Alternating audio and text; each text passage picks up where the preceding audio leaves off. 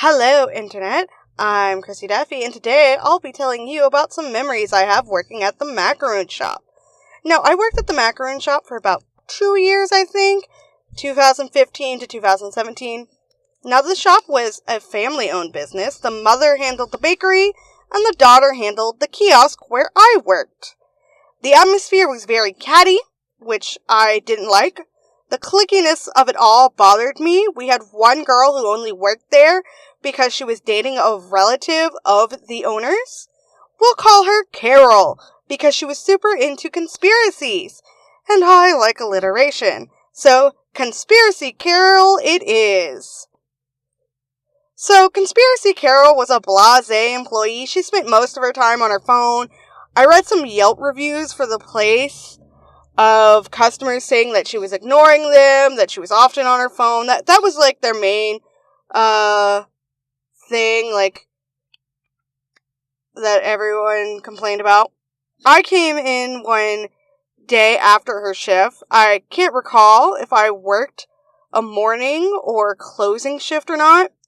I found the ice cream scoop just in the ice cream, like someone had used it and just dropped it in there and left it. I took a picture of it and I sent the photo in the store chat with a, hey, please don't leave the scoop like this, please just put it in the sink. Well, Conspiracy Carol did not like that and sent a very angry message back. I don't recall it completely. I believe I still have that old phone somewhere, so I'm sure the message thread is in there somewhere, just not sure. Our store manager, who was getting a culinary degree at the Art Institute, where I was also getting an animation degree, had to have a private conversation with Conspiracy Carol about her behavior, how it was rude and unprofessional, normal manager stuff. Conspiracy Carol complained about the manager. She also complained about the owners. She told me once that the owner's daughter and her boyfriend were planning on selling the company and moving to New York. I think she or another girl working there showed me a music video of the owner's daughter that the owner's daughter had made. She was trying to become a singer or something, or she had been a singer previously before helping her mom with this endeavor. I still remember when Conspiracy Carol told me she was into conspiracies and that she believed that the Sandy Hook was a hoax, which shocked the fuck out of me. She mentioned crisis actors and stuff. Now, I'm super into true crime stuff, but that conspiracy theory is awful, hurtful, and cruel to surviving loved ones. But after trying to convince me of that, I only played nice for the sake of work. Other boys, please get away from me. And if any of you don't know what Sandy Hook is, super horrible, tragic crime. Don't remember what year it happened, but yeah. And I believe Alex Jones just got sued. He got sued a couple years ago, and the trial finally went in by the relatives, because Alex Jones was a huge, mouthpiece about this conspiracy. And it caused a whole bunch of grief. People were telling these loved ones that they were faking it, which was fucking cruel as shit. And the fact I worked with one of these bitches kind of upsets me. But yeah.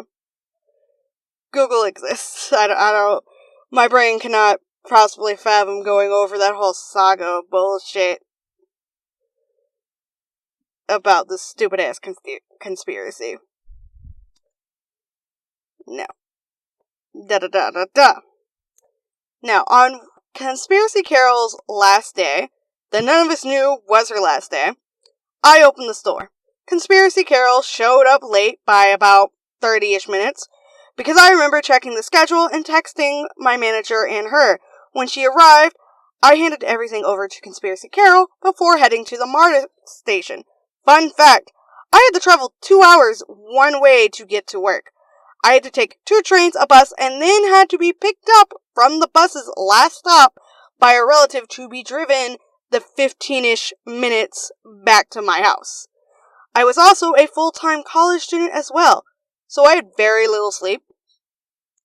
But 30 minutes into my first train ride home, I began getting texts from Conspiracy Carol. She was asking me to come back. She had to go. Some kind of family emergency. I told her that I couldn't. She needed to contact the owners and the managers. Conspiracy Carol just told me she was just leaving. She wasn't going to wait for anyone to cover her. She didn't even lock up. And so, yeah. And then the owner's daughter called me. I didn't have signal at the station. She was 30 minutes out, and by the time hold on, let me read the sentence. Yeah, she was 30 minutes out. I was on MARTA. And she wanted me to go back to the kiosk to watch it until she got there. And then I had to explain that it would take me more than 30 minutes to get back there, because I was already 45-ish, almost an hour out in my 2-hour drive, my 2-hour MARTA trip.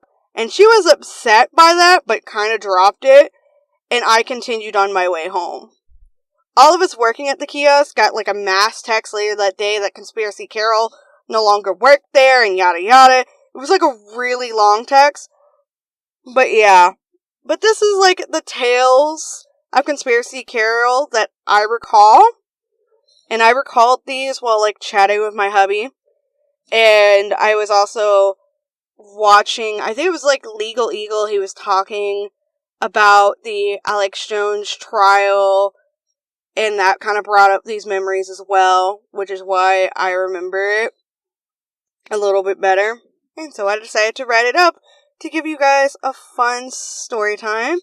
But yeah, feel free to share your stories in the comment section down below. I would love to read them.